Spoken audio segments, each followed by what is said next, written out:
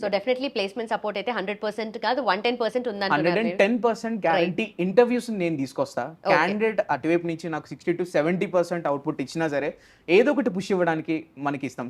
ఫ్రెషర్కి ఎలా ఉంటుందంటే అతని ప్లేస్లో ఉండి నేను ఆలోచిస్తా.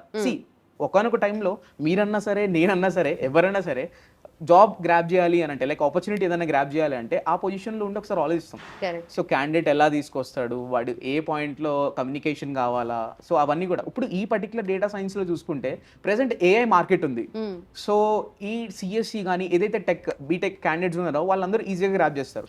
నాన్ ఐటీ క్యాండిడేట్స్ కూడా మంచిగా ప్లేస్మెంట్స్ గ్రాప్ చేయాలి అని అంటే మనం బేసిక్ నుంచి ట్రైన్ చేసుకుంటూ రావాలి. బీకామ్ గ్రాడ్యుయేటెడ్ నా స్టూడెంట్ ప్లేస్ అయిన అమ్మాయి ఉంది, ఫార్మసీ అమ్మాయి ఉంది, అండ్ మళ్ళీ మెకానికల్ అబ్బాయి ఉన్నాడు.